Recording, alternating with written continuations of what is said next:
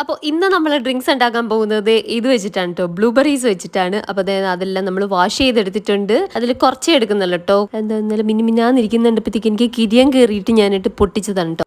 പിന്നെ നമ്മൾ അതിനോടൊപ്പം നല്ല പഴുത്ത് തൊലി കറുത്ത ബനാന ഉണ്ടല്ലോ, അതാ ചേർത്ത് കൊടുക്കുന്നുണ്ട്. അങ്ങനെ കറുത്ത തൊലിയുള്ള ബനാനാസ് യൂസ് ചെയ്യുന്നത് ഭയങ്കര ഗുണമുള്ള കാര്യമാണ്.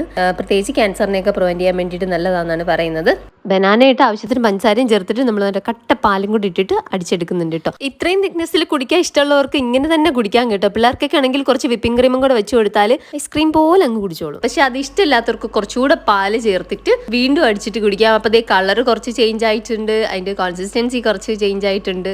ജെല്ലി കൺസിസ്റ്റൻസി അത് പൊളിയാണ് കേട്ടോ, ജെല്ല് മാതിരി ഇരിക്കുകയാണ്. അപ്പം ഞാൻ രണ്ട് രീതിയിലും ഡെക്കോർ ചെയ്തിട്ടുണ്ട് കേട്ടോ. ആദ്യം ഒരു സ്ട്രോബെറി വെച്ച്, പിന്നെ ബ്ലൂബെറി വെച്ച്, പിന്നെ സ്ട്രോബെറി കട്ട് ചെയ്ത് വെച്ച്, ആകെ സൂപ്പർ ഫുഡ് എന്നറിയപ്പെടുന്ന ഈ ബ്ലൂബെറി വെച്ചിട്ട് മെമ്മറി പവർ കൂടുമെന്നും ഷുഗർ, പ്രഷർ, കൊളസ്ട്രോൾ ഇതൊക്കെ കൺട്രോൾ ചെയ്യാൻ പറ്റുമെന്നൊന്നും എനിക്കറിയില്ലായിരുന്നു കേട്ടോ.